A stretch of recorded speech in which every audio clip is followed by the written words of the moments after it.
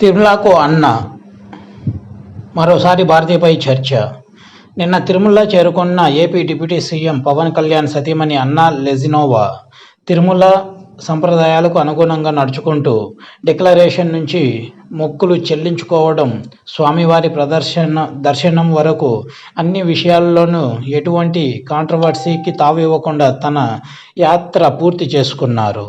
అలాగే అగ్ని ప్రమాద ఘటన నుంచి స్వల్ప గాయాలతో బయటపడిన కుమారుడు కొణిదెల మార్క్ శంకర్ పేరిట తిరుమల శ్రీతరికొండ వెంగమాంబ అన్నదాన సత్రానికి గాను 17 లక్షల విరాళాన్ని అందించారు.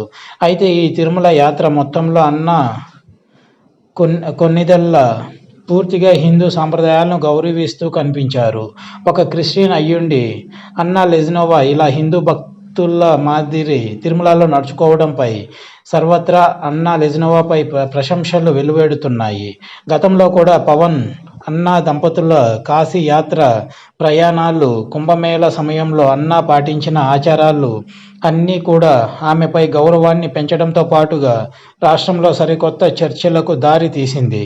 స్వతహాగా క్రిస్టియన్ అయినప్పటికీ అన్నా తన మతాన్ని నమ్ముతూనే ఇతర మతాల పట్ల పూర్తి గౌరవ మర్యాదలు చూపించడంతో ఇప్పుడు మాజీ ముఖ్యమంత్రి వైఎస్ భారతిపై రాష్ట్రంలో చర్చ జరుగుతుంది.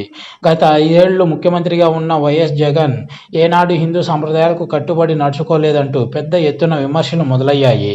రాష్ట్ర ముఖ్యమంత్రి హోదాలో తిరుమల పవిత్రతను పెంపొందించేలా స్వామివారి బ్రహ్మోత్సవ కార్యక్రమాలలో కానీ, తిరుమల సంప్రదాయ ఆచార పూజా విధానంలో కానీ జగన్ ఏనాడు తన సతీమణి వైఎస్ భారతితో కలిసి పాల్గొనలేదు. శ్రీవారికి ప్రభుత్వం నుంచి అందించే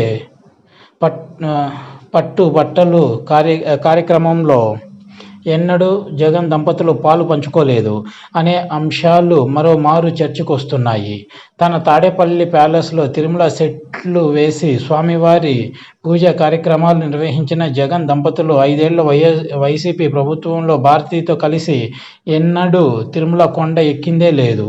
కానీ అన్నా లెజినోవా తన వ్యక్తిగత కారణాలతో తిరుమల సందర్శించినప్పటికీ తిరుమల ఆచారాలను ఎక్కడా బేఖాతరు చేయలేదు.